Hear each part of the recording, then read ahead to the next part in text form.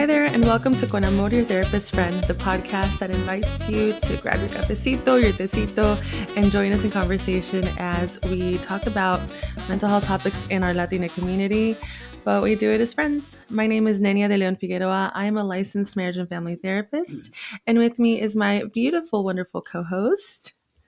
Hello, my name is Sonia Guilfoos, LCSW, and today we have a very special guest. Her name is Veronica Plascencia. Hey, Yay! Veronica. Hello. Veronica is also an LCSW whose work is currently focused on community mental health, ¿verdad? So Yes. you were born and raised in Mexico. So can you please just tell our listeners just a little bit about yourself real quick before we start our check-in? Okay. Well, good morning, everyone. I have been a therapist for 1 year, but before I was a therapist, I was a social worker for 10 years. I loved to be a social worker. I think I was born a social worker. The plan was not for me to become a therapist. However, I strongly believe that God had other plans for me. Mhm. And after a year, being in service to others, I discovered that a therapist is not just a profession, it's a calling for me. So I have been working with adults in an in a clinic, and that's what I'm doing right now. That's awesome. I love that. So I feel like some people are born like just to be in these professions, right? It's like it's just so natural. And I love that idea of you were born to be, you know, in this profession, in this helping field. And that's amazing. Yeah, and I think, I'm so thankful for Veronica. I actually worked with her where actually some of my caseloads was sent over to her, Yes. and it is a calling, because when I met her, I was like, wait, what? You've only been and now you're licensed that you are definitely you're definitely being called, and I think now you're going to be getting trained for brain spotting and some other Yes. things. So it's really amazing when you get that calling. Like it just all these different opportunities begin to present themselves to you. So I love that. That's kind of cool. I think that's Hmm. encouraging to other people too out in the field who are like, I think I want to get licensed now, right? Or I Hmm. Hmm. want to pursue more psychotherapy field. So Yeah. thank you for sharing that. Yeah. Thank you. And Yeah, welcome. I know. Thank you. Welcome Thank you. here. So let's start. How are we? Let's start with you, Nenia. How are you? What are you drinking? And what warms your soul today? Well, I'm doing very, very well, Sonia. I'm really happy to be with you this morning. I'm not gonna lie, these Sunday morning wake ups are hard sometimes, but then when I'm when I'm, in with you guys, being able to have a conversation, it feels so much better. And so it's a it's really nice. Oh my gosh, I second that. Yeah. Yeah, but look at we do this because we really enjoy what we're doing, and this is what right? So if anybody wonders, we really, really do care. We really do care. We really love this. Yes. I mean, Yes. what are you drinking? This morning, unfortunately, I don't have my coffee yet. Okay. It's just my water bottle, and then with my Con Amor, I don't think you can see it very well. Oh, yes. My little sticker here. Oh, Yes, and what warms my soul is that I got to take my son to the Minecraft movie yesterday. So it's a movie that every kid is wanting to watch because, they play Minecraft. And yes. so now they got to go watch it. And my favorite part was actually looking at him every time he'd recognize a character or he'd Oh, recognize like an object that was from the movie. And he would turn to me and he had this little face like, that's blah, blah, blah, blah, blah, right? And he Mm. looked so like good knowing that like this aw. that Yeah.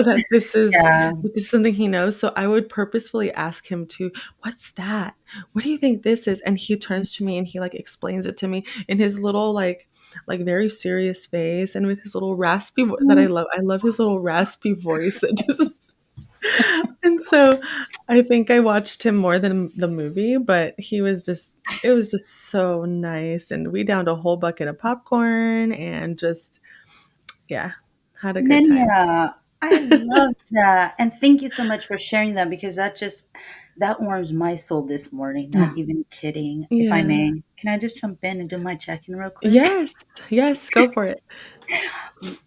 This warms my heart here, and thank you for sharing that because I can picture him and you staring at him and just taking in that moment. And those are really, really special moments. And I think what warms my heart today is just really being here with you guys. Mhm. I got some not so good news yesterday. And so Yeah. today, I was really looking forward to coming on here and just talking to you Mhm. guys because this is very therapeutic for me. So thank you guys. I'm drinking some coffee that I made at home in my do everything with love mug. Oh, I love it. I know, and so I'm drinking that, and I think the other thing that warms my soul and what has me really passionate right now, you guys, we have to talk about this because Con Amor, your therapist friend, stands in solidarity with the Kaiser behavioral health providers that are striking. They've been on strike for 6 months with no resolution, nothing. Mm. They're out there, no pay. And it's very interesting to see other groups within Kaiser get treated well and others get treated poorly, right? So Mm, I really want to put it out there. We stand in solidarity with our Kaiser behavioral health providers. Me and Nenia do. And absolutely. I will be there tomorrow at the strike that is happening at the Kaiser Los Angeles Medical Center. And it's Mhm. not just any strike anymore. This is a hunger strike. Like it's come to Yes. the point of a hunger strike. So that warms my that warms my soul Mhm. in this really, I know, strange way. I'm not happy that this is happening, right? I've actually been in contact with one of the starvers, but I'm so glad that I can be a part of it. If we can use our platform in any way to support them, this is what we're doing. Mhm. So, And I call on also providers who I know that there are providers out there through private companies that might be getting you might be getting reached out by these companies asking telling you offering you extra money to provide assessments to essentially cross the picket lines, and I really encourage you to step back and say no at this point, mhm, because this is one way that we are essentially it's allowing this to continue because that's how Kaiser gets around it, right? By finding other providers. And so, what we want to do is make sure that we stand in solidarity as therapists. Mental health providers do their best with what they can, but at one point, it's enough. And so, you I know, also encourage I'm sorry, Nanya. I also encourage any members who have stories of their mental health treatment to please come on, support, share your stories as well. That's really important. Also, yes, call member services numbers and talk to them and tell them, speak to them. They do listen to their members. Those are they great do. points. Mhm. Absolutely, and so one way is by filing grievances. They definitely listen to Mm, grievances. So if you can, just request to do that, and let's flood those lines yeah. with everything possible. We care about our clients, and we always wanna make sure we give them the best, and so this is essentially why this is happening as well, Hmm. because client care was going out the window, Hmm. Mm. and so this is where we're at. So please Yes. join in any way that you Support. support by just shouting out, by joining the protests, or just using your voice to speak out. Yeah. Yeah. Thank you. Mhm. And gosh, now we go to your check-in. That was a Yeah. Veronica. On Yes. that note, let's So see. What are you I'm drinking? drinking my avocado tea. My husband is from the beautiful state of Michoacan. And as you guys know, Michoacan is the capital of the avocado. So I found during our Oh, last trip, I found out about avocado tea. I didn't So, know that I about didn't even know that Michoacan. oh, yeah, but I mhm, didn't know that avocado tea existed. That's yes. amazing. I'm You know, we as interested you know, how we it tastes. always try to use everything. in anything, right? So the avocado, why waste the leaves or the seed when you can make it Utilize it. I was use. gonna ask, what part of the avocado do you use for like, is it the I'm pit? Is it guessing, the yes, I'm guessing the pit, the leaves, anything that stays behind. Don't go to waste. Yeah. Wow, that's so cool. What kind Yeah, of Interesting. and it's taste does it delicious. have? It, Okay. it really, it just, it really, it's more like, it really doesn't have a taste. So you Mhm. cannot taste the avocado. But I don't know if you guys remember when you guys were little and like if you had a stomach ache, Mhm. maybe your abuelita or your mom will like boil the pit of the avocado, and it really didn't have any taste. It was I for Oh, that remember stomach. other teas. I don't remember the avocado. I I don't remember either. it's The label that like olive aceite oil? de olivo. Sí, Oh ¿verdad? Mm-hmm. yeah, And with then an orange. they Oh, would pull sí, sí, you. sí. But that's how, oh my God, they used to do that to my sister all the time. And then sometimes A it mí was just también. because, Dude, sometimes it was just freaking anxiety in my stomach. Okay. oh yeah, This is that's why I funny. wanted to come on here with you guys this morning. Uh, And what warms your yeah. soul, Veronica? Springtime. This is my favorite season of the year because you look around and you see flowers blooming, everywhere. You're driving on the freeway, you look to the side, sheets of flowers. We also have a couple of citrus trees. So at nighttime, you have that citrus smell that it reminds me, those childhood memories. Again, you will drink your tea, like your orange leaf tea, you know? So it brings those memories as well. Mm. Oh yeah, that's awesome. That's so beautiful. Thank you for sharing that because we're currently running our episode, right? That we released on, I mean, well, they stay running, right? But we just released the ancestral wisdom. And Mm-hmm. I think it just kind of relates to all of that, right? Using all this ancestral wisdom that we Hmm. had from like Mother Earth, right? And putting it to use. I actually made rose water the other day, Nenia. Like rose Oh, water for cleansing and just for like refreshing. It was amazing. I It love came out that. That's amazing. beautiful. Yeah. Ooh, So I'm you like have to all share kind of the recipe. I will share it with you and it's Hmm. really nice. I use it as a room spray and Oh, just it's I love it. Anyways, let's Oh get started, yeah? yeah. Let's get started. Let's talk about Veronica in your story.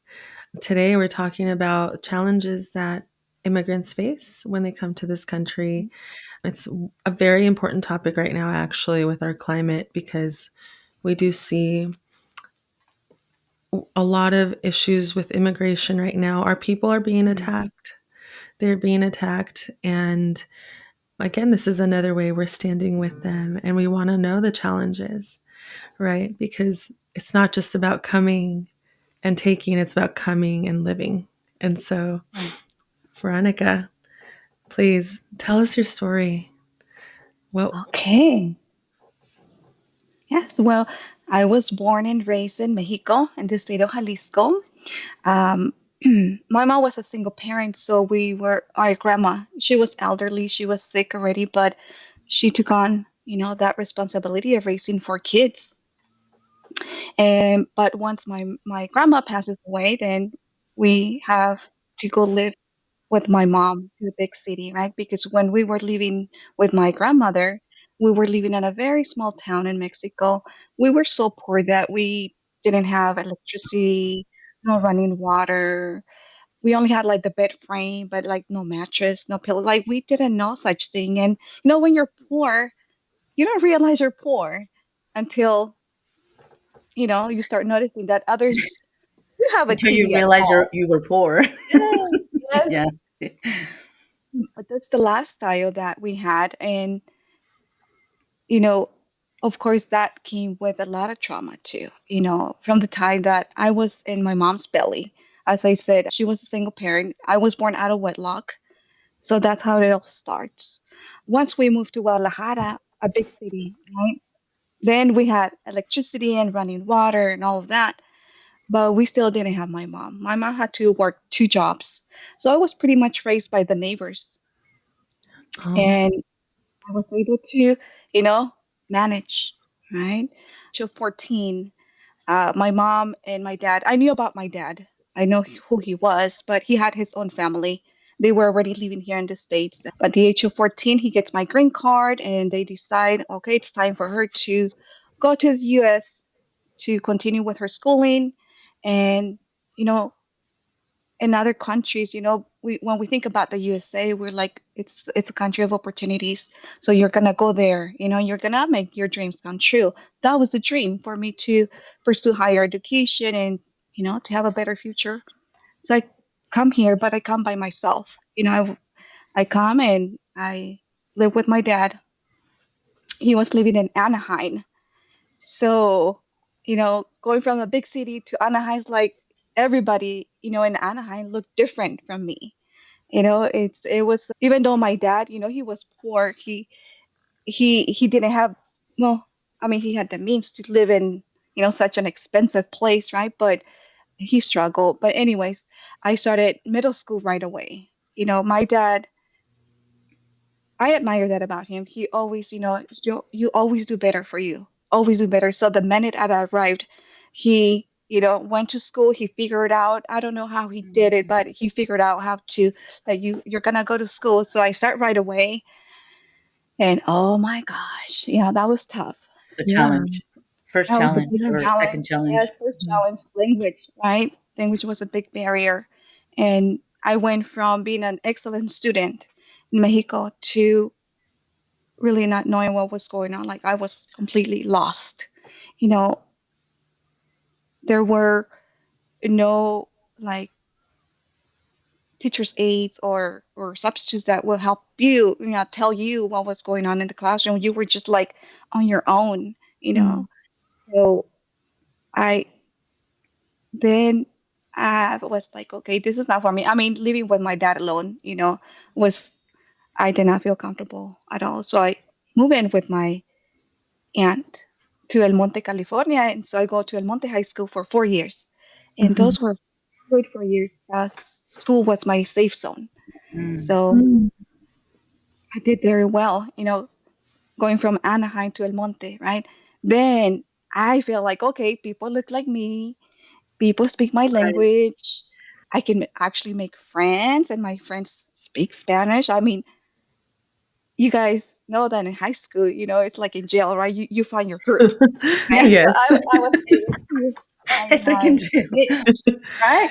Yeah, Yeah, those that though. look like me, Mhm. those that didn't have the means to dress nicely like the rest of the girls, those Mhm. that spoke Spanish, and I was lucky, and God put a lot of good people in my life. Teachers, teachers were my role Mhm. models, and I had a good handful, and they were able to guide me through. So I survived high school. And then living at home, during those years was not safe anymore. By then, I knew like this is not safe for me. I have to do something for me. Mm. So I move out. I rent my own room. And shortly after, I meet my husband.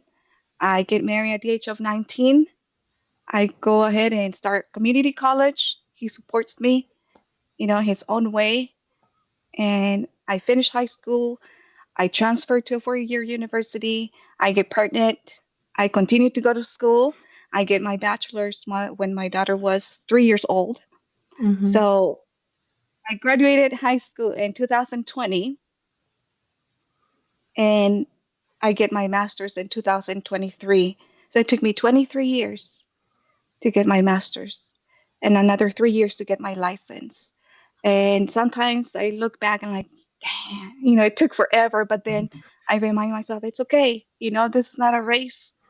I was going and I continued to go at my own pace. And, I finished my master's degree with my two kids, going to school, tending to my home, to my kids, to my husband.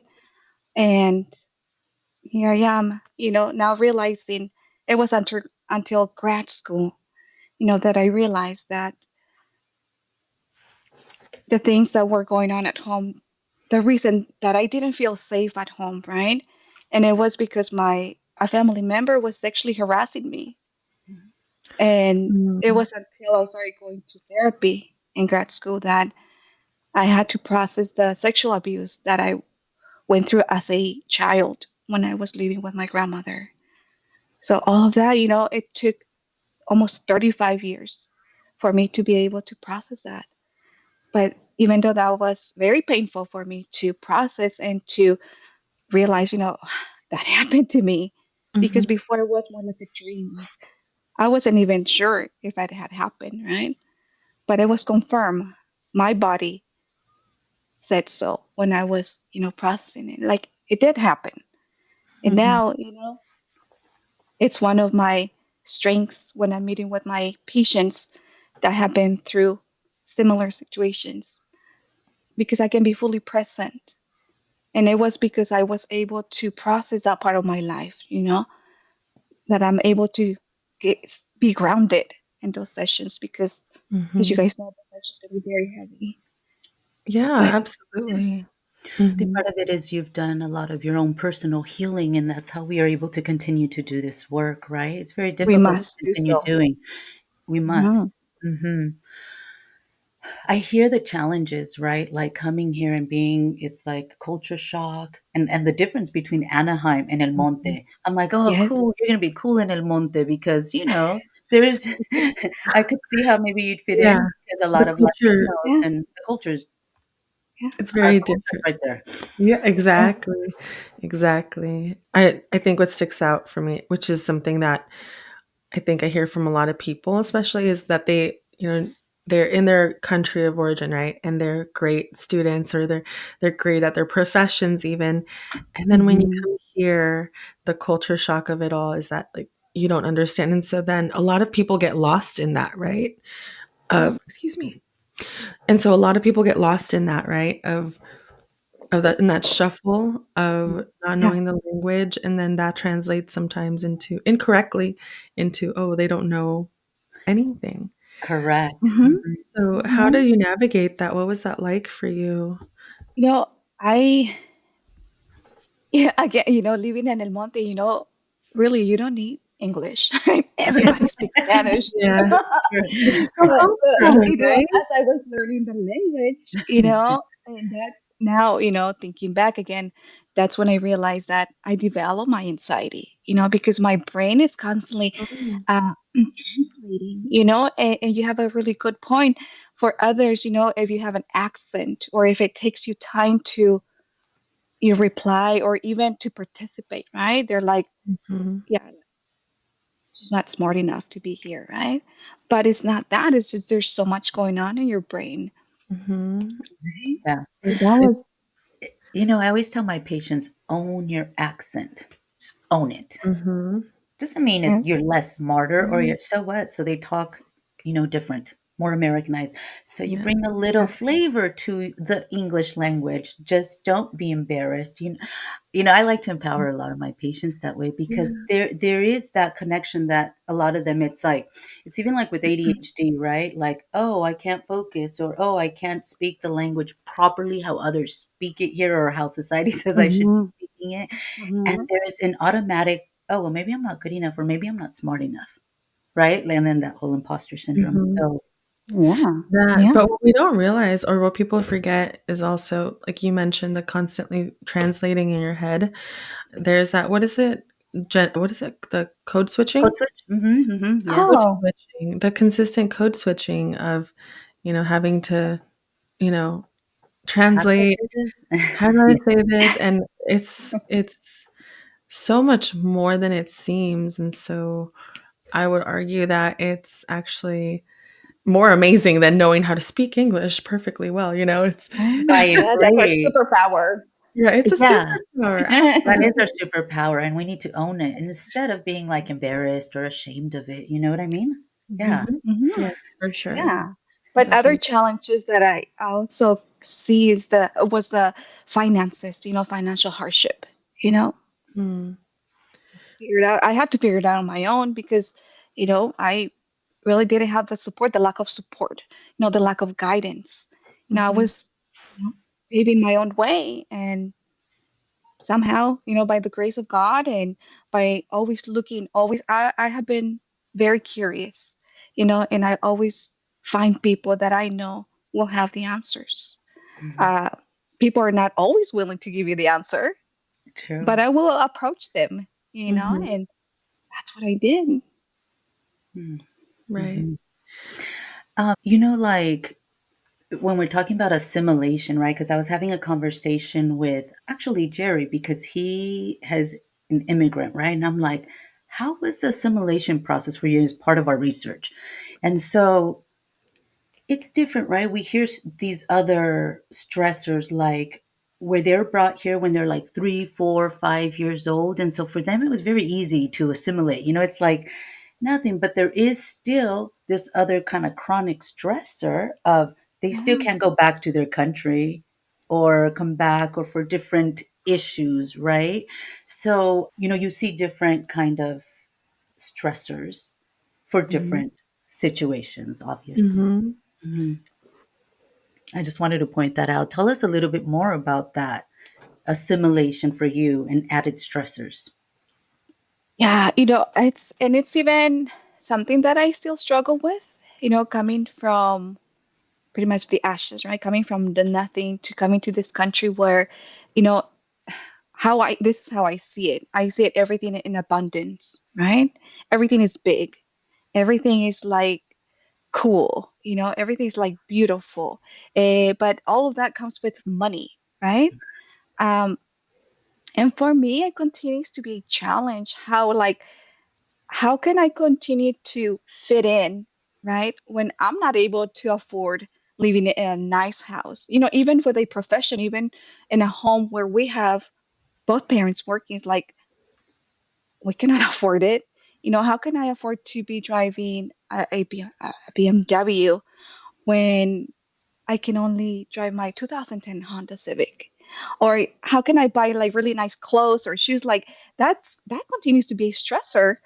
But at the same time, I remind myself that it's okay.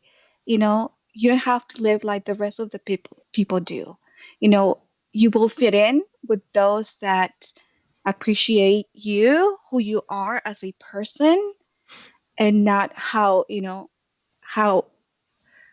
like nice The clothes, like superficial oh outside yes, stuff. Yeah. Yeah. superficial, yes, Yeah. Mhm. yeah. I'm sorry. I mean, I like nice stuff, but I don't like superficial people. Mhm. Sorry. There we Yeah. go. Yeah. Wow. Yeah. And as far as, one of the things that people do also talk about as far as coming to the US, I know that it's one thing that, my parents have discussed too. They were immigrants. They came as as young adults. I think they were super young, like 20 or so, arrived to Los Angeles and assimilating though. I think it's still something that is even after this long. I mean, how old am I? I'm I'll be 37 this year. Oh, baby, Nenia, Like, how old baby. am I? so 37 this year. young. But like 37 years later, and there's still, a lot of that assimilation that is still continuing because I think it, they've lived here longer than they lived in Mexico, if you think about it now. Oh, wow. Mhm. And it's still something Interesting. that yeah, and it's still something that seems to come up, especially when it comes to cultural norms here. It's different. The even just in like I think one of the big ones is like family, right? And Mhm. so the one you go from like a very collectivistic culture, right? I mean, I go back to Mexico and everyone in my family lives within the same radius. Yes, Like True. a 5 mile It's true. radius. Like and and so going from that to more individualistic, I think that's one of the big ones.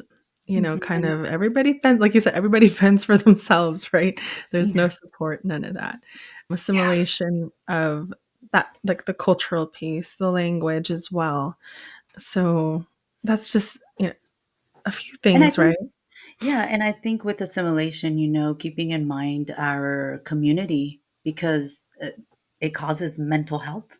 issues, you know, my dad being an Mhm. immigrant and my mom also, you know, she came here legally, my father not so, and just having to assimilate with something that was completely difficult and having access to mental health services. So, you know, that makes a Oof. big difference too. Yeah, I don't think people see that though as like the mental health aspect of it. Do you guys feel like Of course, they always miss it.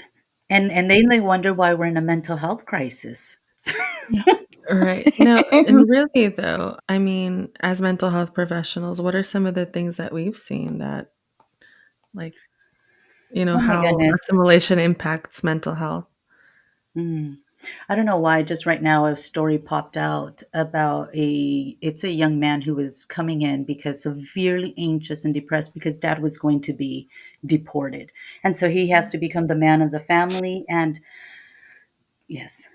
I mean that's like one story, right, from many years ago. So it has a domino effect on everyone. Mhm. Right. That and then feeling like you don't belong, right? How does that even Mhm. That's why I think it's so, like, amazing that you were able to go to El Monte, for example, and Mhm. then that makes such a difference. I mean, and you even It talked about did. the difference, right? You Yes. know, I think that's really good because it's like what resources helped you. And for you, like going Mhm. from Anaheim to El Monte, I think it's one thing Mhm. that our listeners, you know, if they're planning on coming here at age 14, 15, when they're pursuing education, go somewhere where it's like your culture is there, right? Where there's going Right. to be the language because you didn't know. Yep. Yeah, it would make it so much easier. But the resources that I found was, again, my teachers. They were a handful of them that were there to guide me and to do a lot of the things that I didn't get to do at home. Like, I joined Folklorico. And the only reason that I joined was because we got to go to Disneyland and It's a field great trips. reason. And I didn't get that at home, right? Yeah, yeah. We will go visit our teacher on the weekends and have delicious food, right? And so teachers were a big part of that for Mm, me. we love our Job, teachers. yes, We we do. do. We love our We do. teachers, especially Yes. those that I mean, that's beyond, right? Like, Right, if yeah. we think about all the teachers that had a major impact on, like, your life, Nenia, and my life, yes, teachers are a big Mhm. deal. They're a Mm. big Yeah. part of it too. Yeah. Yeah. So Another that resource was finding a job readiness program, ROP, mm, back in the day.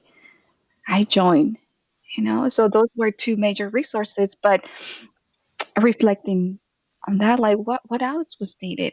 And now that I think about it, was like counselors. Counselors. I remember being there for kids that were not doing well, right? Kids that were often in trouble. But really, I don't ever remember my counselor calling me to the office mm, to ask me, like, like, do you need anything? Like, is there anything that we can offer you?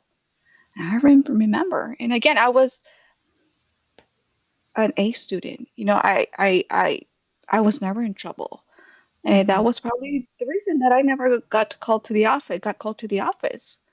But for mm, counseling, I reach out to kids in general, not just to the kids that are constantly in trouble, because the need is there. Mhm. oh, I bet.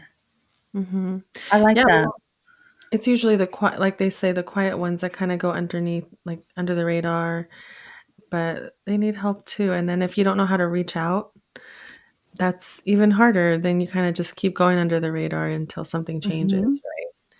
Yeah. Yeah, I Yeah. agree. Absolutely.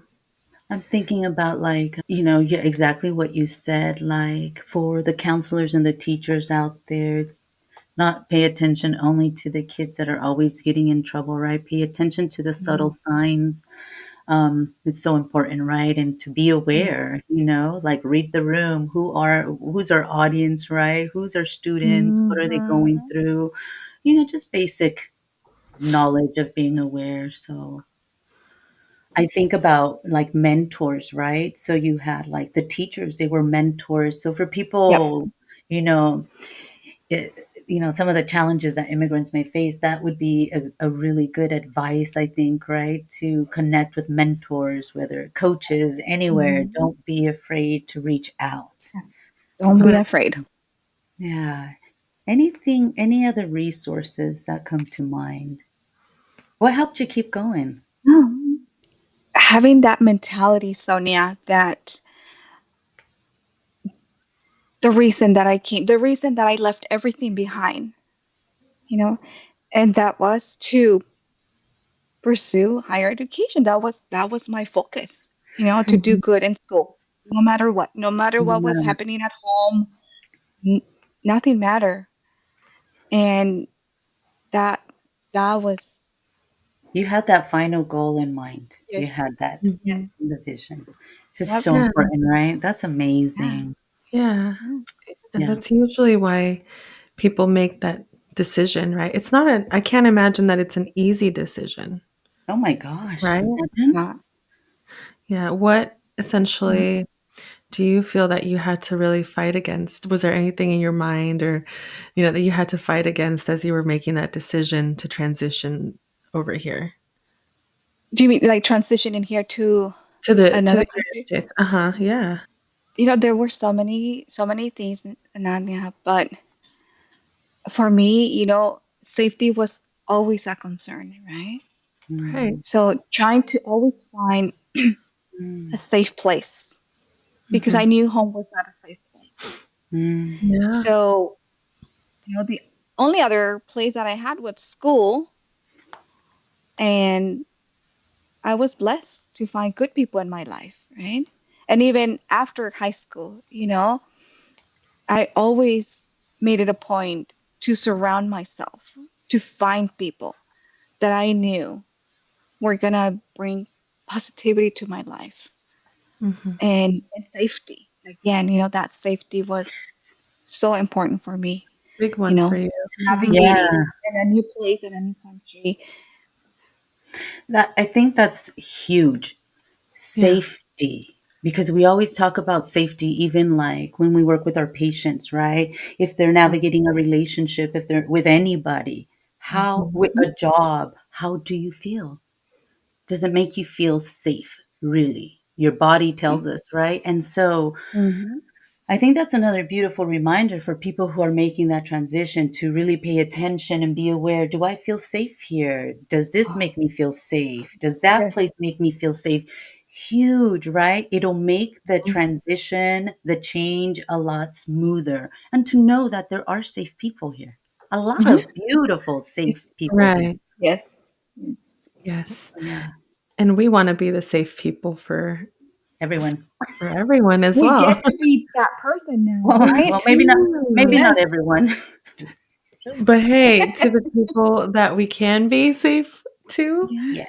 we are absolutely, and everybody, you don't have to be a therapist to be a safe person. You could Mm-mm. just be a good Right. neighbor, right? Yep. You could be a good Mm-hmm. neighbor, you could be a good friend, a good Mm-hmm. coworker. Yeah. Um, Imagine putting yourself in like the other person's shoes every now and then. It's as really it's self-growth for the Yeah, individual too. it really is, and honestly, I definitely. think that's part of all of this too. Part of the reason why we're wanting to also bring, like, Veronica's story and just discuss these challenges for our fellow immigrants because, again, we're finding that there's a lot of struggle right now, and so we wanna be good neighbors, good friends, good therapists, good coworkers, and assist as well because there's a lot of fear and insecurity at this time, more Mhm. than what comes with just, like, immigration in general, right? Right. And I think again with that fear, so much fear out there, it's like so we need to step it up and be these safe places. If Mhm. we are not fearful, like be safe places for all of Yep. these Mhm. people, We institutions, must. populations that are being impacted. We really do. Mhm. Any final words of wisdom, Veronica, that you want to share to with our Yes, I would like to say, well, encourage, invite everyone, especially those that feel that fear right now. Mhm. Remind yourselves that We made it here, and as afraid as we were of the unknown, right? A new country. We did it. And if something happens again, you will survive again, you know, because we will do it all over again. We will do it as many times as it is necessary, either coming back to this country, right? Or even going to another country, or, Hmm. making it possible in our own home country. Right. We will do it again and again and again Amen. because we know how to survive. That's So right. be curious. We have endless possibilities here. We have so many resources. As simple as free classes. Free English classes. Take advantage of that. Take advantage of whatever is at hand, whatever is available to you. Don't Mhm. be afraid. Mm. Thank you so much. My goodness, thank you so much for coming on our podcast. It's been such a pleasure having you. Thank Mhm. you for reaching out, Nenia. Yes, thank you so much for reaching out. We really appreciate you, and we love that you Thank came and you. talked to us today. Thank you so much for your time and for your wisdom. And thank you, everybody, for listening. We appreciate you guys as well. So don't forget to subscribe to the podcast so that you know when our new episodes come out. Make sure to also subscribe on YouTube because now we're putting them on YouTube so you can see us, I guess. So you can see us talking, if that's something that strikes your fancy, right? So make sure that to subscribe there, to like the videos, and then subscribe to our socials as well, Instagram, Facebook, or your therapist friend. Join us in community there as well. We'd love to hear from you. And with that, thank you everybody for listening. Until next time, con mucho amor, your therapist friend Nenia, And your therapist friend, Sonia, and our therapist friend. Veronica. Bye everyone. Thank you.